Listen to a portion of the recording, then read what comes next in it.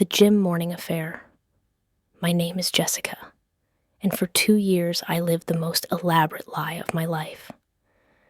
Every morning at 5:30, I would kiss my sleeping husband goodbye, whisper, "Going to the gym, honey," and drive away from our suburban Dallas home. My neighbors probably thought I was the most dedicated fitness enthusiast in Texas, but I wasn't going to any gym. I was driving 15 minutes across town to meet Marcus, my 26-year-old subordinate at the marketing firm where I worked as a senior director. And what we were doing in his tiny apartment before work had nothing to do with exercise. Well, not the kind you do on a treadmill. It started innocently enough. Or at least that's what I told myself for months before anything physical happened. I was 34, married to David for 8 years, with a 6-year-old daughter named Emma. On paper, I had the perfect suburban American life. Beautiful house in Plano with a white picket fence, successful career in marketing, SUV in the driveway, family vacations to Disney World. But somewhere along the way, the spark had died. David and I had become roommates rather than lovers. He worked long hours as a software engineer at Texas Instruments. I worked long hours climbing the corporate ladder at Henderson Marketing Group. We passed each other like ships in the night, our conversations limited to logistics about Emma's school pickup, grocery lists, and whose turn it was to take out the trash. When was the last time David looked at me, really looked at me, like I was a woman and not just the mother of his child and manager of his household? When was the last time he made me laugh until my stomach hurt? When was the last time he surprised me with anything other than complaints about his workday? I couldn't remember. That's the state of mind I was in when Marcus Johnson joined our company in January 2023, fresh out of University of Texas at Austin with an MBA, 6'2" with an athletic build, and the kind of confident smile that made every woman in the office do a double take when he walked by. I was assigned to be his mentor, to show him the ropes of our biggest client accounts. It was a standard procedure. Senior executives always mentored new hires. Nothing inappropriate about it, just business. Except Marcus wasn't just another new hire. From our very first meeting, there was something electric about him. Not just his looks, though he was undeniably attractive. It was his energy, his ambition, the way he hung on to every word I said like I was sharing the secrets of the universe. When was the last time anyone had looked at me like that? "Mrs. Chen," he said after our first training session, "I just want you to know how grateful I am to be working with you. Everyone at UT Business School talked about your campaign for Southwest Airlines. You're kind of a legend." A legend. When was the last time David had called me anything other than Jess or honey, in that distracted way that meant he wasn't really paying attention? Over the next few months, Marcus and I worked closely together on several major campaigns. Late nights in the office became routine. He was eager to learn, I was eager to teach. We'd order takeout Chinese food and work until 9 or 10 p.m., crafting presentation decks and strategizing about client needs. "You know," Marcus said one evening in March, as we shared lo mein from the container like college students, "my girlfriend back in Austin never understood why I was so passionate about marketing. She thought it was shallow, manipulative. But the way you explain it, it's like we're helping people find products that actually improve their lives." Girlfriend? He had a girlfriend. Of course he did. Handsome, smart, ambitious 26-year-old men don't stay single for long, but I found myself wondering about this girlfriend. Was she pretty? Was she smart? Did she appreciate what she had? "What's her name?" I asked, trying to sound casual. "Stephanie. We dated all through senior year, but honestly, I think we're growing apart.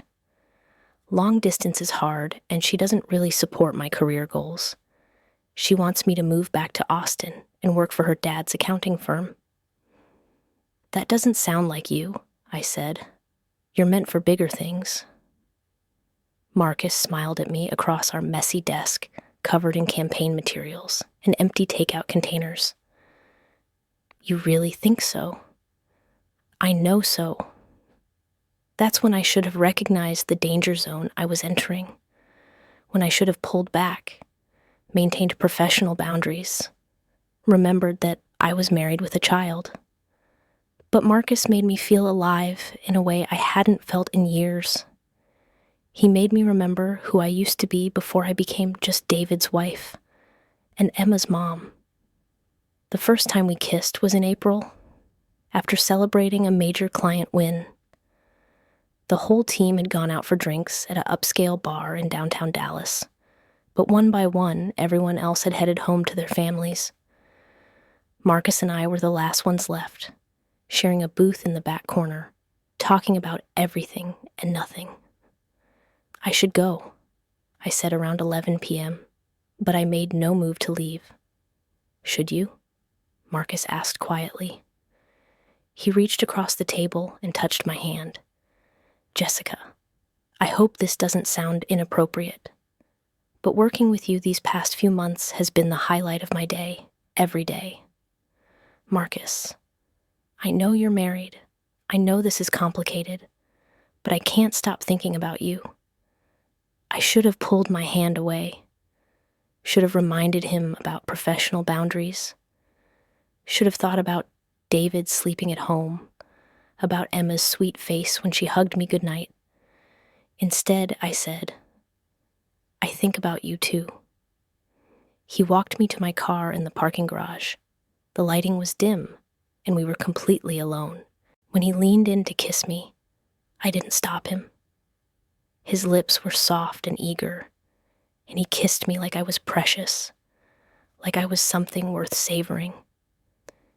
It had been so long since anyone had kissed me like that. This is crazy, I whispered against his mouth. The best things usually are, he whispered back. We agreed that night that nothing more could happen. It was just one kiss, one moment of weakness. We'd go back to being professional colleagues, and nothing more. But of course, that didn't last. Over the next few weeks, the stolen moments multiplied. A hand brushing against mine as we reached for the same document. Text messages that started professional, but became increasingly personal. Lingering looks across the conference room during team meetings. Marcus broke up with his girlfriend in May. It wasn't fair to her, he told me during one of our late office sessions. My heart wasn't in it anymore. Because of me? I asked. Because of you, he confirmed. That's when he first suggested meeting outside of work. Just coffee, he said. Early morning, before the office opens, no one would see us. I knew I should say no, but I heard myself saying yes. The first coffee date was at a small cafe near his apartment in Deep Ellum. We met at 6 a.m. on a Tuesday, and I told David I was starting a new morning workout routine at the gym near my office. It felt surreal, sitting across from Marcus in that tiny cafe while Dallas slowly woke up around us. We talked for an hour about everything except work. His childhood in Houston, his dreams of starting his own agency someday, his love of hiking and rock climbing.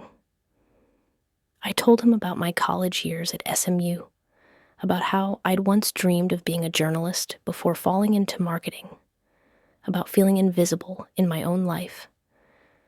You're not invisible to me, he said. You're the most vibrant, intelligent, beautiful woman I've ever met. Beautiful. When was the last time David had called me beautiful? Those early morning coffee dates became a weekly routine, then twice a week, then 3 times a week. I bought a gym membership I never used, posted fake workout selfies on Instagram, even bought actual workout clothes to maintain the illusion. The lies came so easily, it scared me. "How's the new fitness routine going?" David asked one morning in June, barely looking up from his laptop as I headed toward the door at 5:25 a.m. "Great," I said brightly, really seeing results. And I was seeing results, just not the kind he imagined. I was glowing from the inside out, energized by the secret I was carrying, intoxicated by having something that was entirely mine. Marcus made me feel like a woman again, instead of just a wife and mother going through the motions. He listened to my ideas, laughed at my jokes, looked at me like I hung the moon. When I was with him, I remembered who I used to be before marriage, and motherhood dulled all my sharp edges. The morning we first became physical was in July. We were at our usual cafe, but this time Marcus suggested we go back to his apartment, just to talk somewhere more private. His apartment was a typical single guy's place. Minimal furniture, a kitchen that looked barely used, clothes draped over chairs. But it was private, intimate in a way our public coffee dates could never be.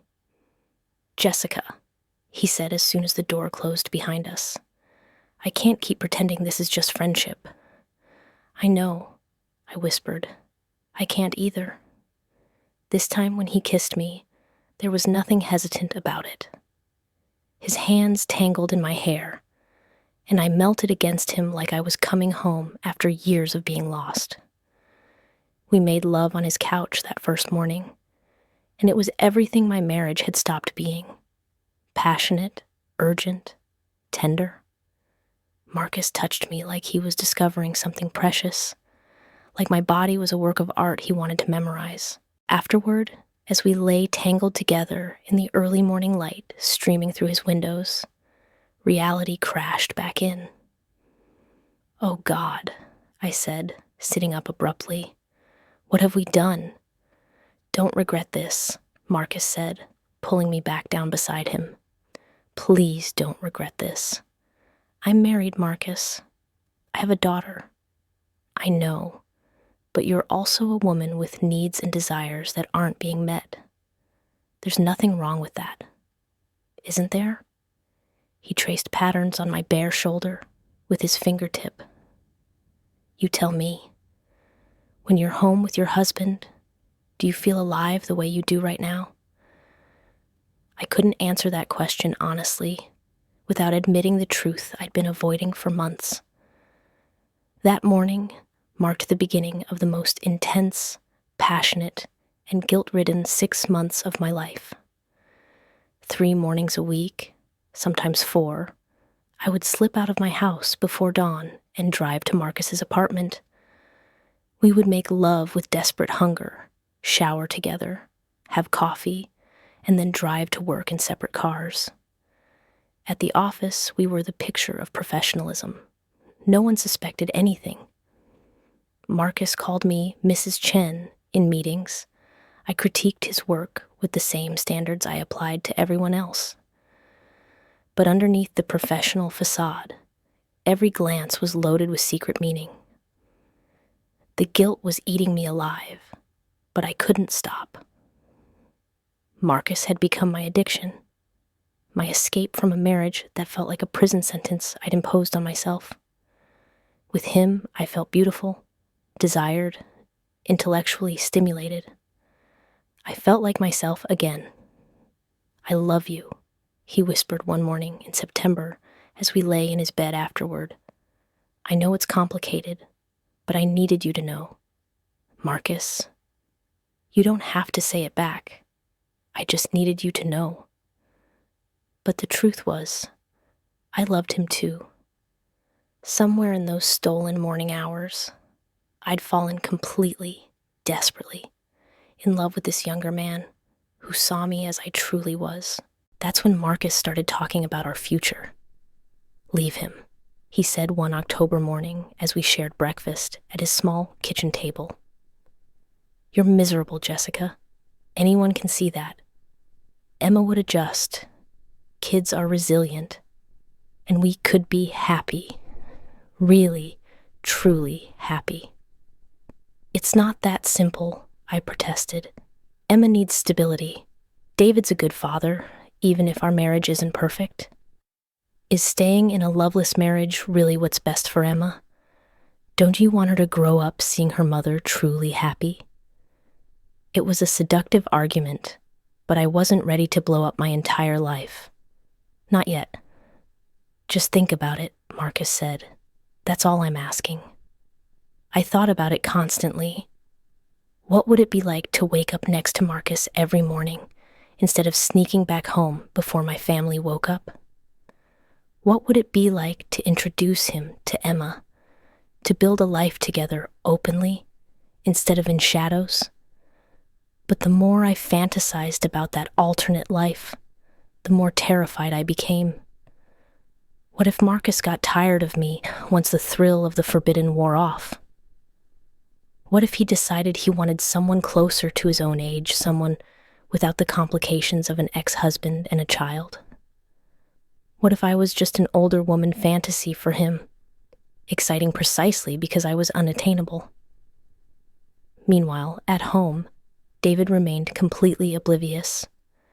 If anything, he seemed pleased by my new fitness routine. You seem happier lately, he commented one evening in November as we cleaned up after dinner. That gym membership was a good investment. If only he knew what kind of workout I was really getting 3 mornings a week. Emma, however, was starting to notice my absences. "Mommy, why do you leave so early?" she asked one morning, catching me as I tried to slip out quietly. "I go exercise, sweetheart. Remember? Mommy goes to the gym. Can I come with you sometime? I want to see the gym." My stomach dropped. "The gym doesn't allow children, baby. But maybe this weekend we can go to the park and play together." The lies were multiplying, getting more elaborate. I had to remember which story I'd told to whom. I lived in constant fear of being caught, but I couldn't give up Marcus. He was my oxygen, my escape, my reminder that I was still alive. Then came the morning that changed everything. It was early December, and David had been working late every night on a major project deadline. He was stressed, snappy, and we'd barely spoken to each other in weeks beyond logistics about Emma's schedule. That particular morning, I was running 5 minutes behind schedule because Emma had woken up with a nightmare and needed extra cuddles before going back to sleep. Instead of leaving at 5:25, I didn't leave until 5:30. I texted Marcus, "Running late, be there in 20 minutes. He texted back, "I'll be waiting, can't wait to hold you." I drove faster than I should have, eager to get to Marcus, to lose myself in his arms and forget about the growing distance between David and me. I parked in my usual spot behind Marcus's building and hurried up to his second-floor apartment. Marcus answered the door in just his boxers, his hair messy from sleep. "There's my beautiful woman," he said, pulling me inside and immediately starting to unbutton my blouse. "I missed you," I whispered against his neck as he backed me toward the bedroom. "Show me how much," he murmured. We made love with unusual urgency that morning. Maybe it was the stress I was carrying from home, or maybe it was the thrill of being 5 minutes later than usual, but something felt different, more intense, more desperate. Afterward, as we lay catching our breath, Marcus started talking about Christmas plans. "I know you'll be with your family," he said, "but I was thinking maybe we could take a weekend trip afterward. San Antonio, maybe. Just the 2 of us. Marcus, we've talked about this. I can't just disappear for a weekend. David would..." "What?" "Ask questions." When was the last time David really paid attention to where you are or what you're doing? He had a point. David barely looked up from his computer when I left for my gym sessions anymore. I could tell him it's a work retreat, I found myself saying. "Team building?" Marcus grinned. "Now you're thinking like a woman who deserves to be happy." We showered together, had coffee, and then prepared to leave for work as usual. But as I was getting dressed, I realized I'd forgotten to bring a change of undergarments. I'd been in such a hurry that morning that I'd grabbed my gym bag without checking the contents. I have to go home and change, I told Marcus. I'll be late for the Thompson client meeting. Just skip the underwear, he said with a wicked grin. It'll be our little secret during the meeting.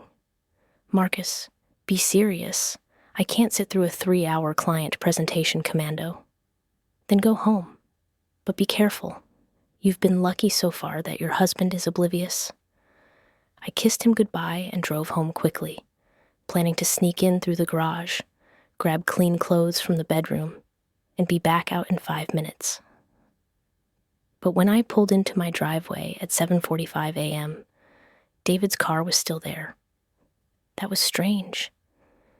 He usually left for work by 7:30. Maybe he was running late too. I used my key to enter through the garage, planning to call out casually that I'd forgotten something and had to come back from the gym. But as I stepped into our mudroom, I could hear David on the phone in the kitchen, and his tone was angry. No, I understand the deadline is today, but I've been working 18-hour days for the past 2 weeks. I need one morning to handle some personal business. Personal business? What personal business could David possibly have? That would make him miss work? I crept closer to the kitchen, staying out of sight. My wife has been acting strange lately, David continued, his voice lower now. I need to figure out what's going on. My blood turned to ice. I know it sounds paranoid, but something's not right. She leaves the house at 5:30 every morning, claiming she's going to the gym. But I drove by her gym yesterday, and they don't even open until 6 a.m. Her car's never in their parking lot. I've checked. Oh God, oh God, oh God, oh God. I hired a private investigator, David was saying. He's been following her for the past week. I'm meeting him this morning to get his report. The world tilted sideways. I grabbed the door frame to steady myself, my heart pounding so hard I was sure he would hear it. A private investigator. He'd hired a private investigator. How long had he known something was wrong? How much did he already know? I backed slowly toward the garage, my mind racing. I had to get out of there before he saw me. Had to get to Marcus, warn him somehow. Had to figure out how much damage control was possible. But just as I reached the garage door, I heard David's footsteps coming toward the mudroom. Jess, his voice called out. Is that you? I froze. There was nowhere to hide, nowhere to run. I was caught. Hi, honey, I said, trying to sound casual as I turned to face him. I forgot my water bottle for the gym. David stood in the doorway between the mudroom and kitchen, still holding his phone. His face was a mask I'd never seen before. Cold, calculating, hurt. Which gym, Jessica? What do you mean, which gym? You know which gym. The one near my office. LA Fitness on Preston Road. The one that doesn't open until 6 a.m. My mouth went dry. They have special early hours for members. Do they? Because I called them yesterday. They've never heard of you. The lie crumbled in my mouth. I stared at my husband of 8 years, the father of my child, and realized our marriage was over. Had probably been over for months, maybe years. I'd just been too afraid to admit it. David, where have you been going every morning, Jessica? I could have told another lie, could have invented some other story about a different gym, a running group, early morning yoga classes. But looking at his face, I realized he already knew. The private investigator had already given him the truth. I think you know, I said quietly. I want to hear you say it. I've been having an affair. The words hung in the air between us like a live grenade. David's face went through a series of expressions: hurt, rage, disgust, resignation. How long? 6 months. Who is he? I hesitated, telling him it was Marcus would destroy not just my marriage, but potentially both of our careers. It doesn't matter who.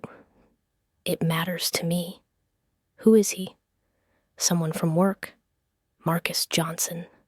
It wasn't a question. He knew. David? Marcus Johnson, the kid I met at your company Christmas party last year, the one who couldn't take his eyes off my wife. I remembered that party. Marcus had been charming and professional when I introduced him to David, but apparently David had noticed something I'd missed. How long have you known? I asked. Suspected for about a month. Knew for sure as of yesterday when I got the investigator's photos. Photos. There were photos. Do you love him? David asked. The question caught me off guard. I'd expected anger, accusations, demands for details. I hadn't expected such a direct, quiet question about my feelings. Yes, I said. I do. David nodded like he'd expected that answer. And us? Do you love us at all anymore? David, of course I... Don't lie to me anymore, Jessica. Please. We're way past that now.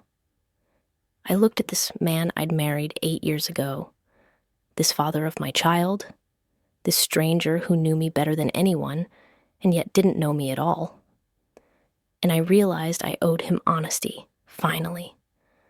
I love the life we built, I said. I love Emma. I love the version of us we used to be, but I don't think I'm in love with you anymore. I don't think I have been for a long time. And you think you're in love with a 26-year-old boy who works for you? He's not a boy. And yes, I think I am. David was quiet for a long moment. When he spoke again, his voice was tired. I've already talked to a lawyer, he said. I want you to move out by the weekend. What about Emma? We'll figure out custody, but I won't have her living in a house with a mother who lies to everyone she's supposed to love. The words hit me like a physical blow. David, please. I'm done, Jessica. Whatever we were, whatever we had, it's over. You made that choice 6 months ago. He walked past me toward the garage. I'm going to work. I'll be back tonight to discuss the details with Emma. You can decide how much of the truth you want to tell our 6-year-old daughter about why Mommy and Daddy are getting divorced. The garage door opened and closed. David's car backed out of the driveway. I stood alone in our mudroom, surrounded by the detritus of our family life. Emma's tiny shoes lined up by the door, my gym bag that had never seen a gym, David's work jackets hanging on hooks. My phone buzzed. A text from Marcus. Everything okay? You're really late? I stared at the message for a long moment, then typed back. We need to talk. Meet me at the cafe. 20 minutes later, I was sitting across from Marcus at our usual table, but everything felt different. The cozy intimacy we'd shared for 6 months was gone, replaced by harsh daylight and harder truths. He knows, I said without preamble. Marcus went pale. How much does he know? Everything. He hired a private investigator. There are photos. Jesus Christ. Marcus ran his hands through his hair. What does this mean for us? I don't know. He wants me to move out by the weekend. We're getting divorced. Isn't that what we wanted? Marcus asked carefully. Now we can be together openly. I looked at this beautiful, young, passionate man who had turned my world upside down, and suddenly I saw him clearly for the first time in months. He was 26 years old. He'd never been married, never had a child, never had to choose between his own happiness and his family's stability. Is it what you wanted? I asked. Really? a ready-made family with a 6-year-old and an ex-husband, a messy divorce that might cost both of us our careers if HR finds out I was sleeping with my subordinate. Marcus reached across the table for my hand. Jessica, I love you. Whatever complications come with that, we'll figure it out. Will we? Because this isn't some romantic movie, Marcus. This is real life. I'm about to lose custody of my daughter because of what we've been doing. You might lose your job. Everyone we work with is going to know what happened. Are you prepared for that? I could see the doubt creeping into his eyes, the reality sinking in. The affair had been exciting, partly because it was secret, forbidden, separate from the messiness of real life. But now real life was crashing in, and the fantasy couldn't survive it. Maybe we should take a break, he said quietly, just until things settle down, until you figure out your divorce, get your life sorted. A break, just temporarily, until it's safe for us to be together without all this drama. I almost laughed. After 6 months of telling me to leave my husband, after convincing me that we belonged together, after making me fall in love with him, he wanted to take a break the moment things got complicated. You know what, Marcus? You're right. We should take a break. I stood up from the table. Jessica, wait. A permanent break. I walked away from him, away from the cafe where we'd had our first secret coffee date, away from the man I'd destroyed my marriage for. 3 hours later, I was sitting in my boss's office, submitting my resignation effective immediately. I couldn't stay at a company where I'd have to see Marcus every day, where everyone would eventually find out about our affair. I needed a clean slate, a fresh start. A week later, I was living in a furnished apartment across town, seeing Emma every other weekend, and starting over at 34 years old. The divorce was finalized 6 months later. David got primary custody, the house, and most of our assets. I got every other weekend with Emma, half the holiday time, and the knowledge that I'd blown up my family for a man who ran away the moment our affair became inconvenient. Marcus tried to contact me several times in the weeks after our cafe conversation, but I never responded. I heard through mutual colleagues that he'd started dating someone new within a month, a 24-year-old graphic designer who worked at a different company. Someone with no complicated baggage, no ex-husband, no child. Someone more age-appropriate for him. It took me almost a year to understand what had really happened. I'd been unhappy in my marriage, feeling invisible and unappreciated, and Marcus had offered me an escape. He'd made me feel beautiful and desired again, but he'd never really been prepared for the reality of what being with me would actually mean. The affair had been about the fantasy of me, not the reality of me. And I'd been so desperate to feel alive again that I'd confuse fantasy with real love. 2 years later, I have a new job at a smaller marketing firm, a small apartment that Emma loves visiting, and a clearer understanding of who I am and what I want. I'm in therapy, working on understanding why I made the choices I made and how to make better ones going forward. David and I have found our way to a civil co-parenting relationship. He's dating someone new, a woman closer to his own age who Emma likes. I'm genuinely happy for him. As for Marcus, I heard he left Dallas last year for a job in Los Angeles. I hope he's happy. I hope he's found someone who fits better with the life he wants to build. And I hope that someday, when Emma's older, she'll understand that sometimes people make terrible mistakes while trying to find their way back to themselves. I hope she'll forgive me for choosing my own happiness over her stability, even if I can't fully forgive myself yet. The gym membership I never used expired last month. I didn't renew it,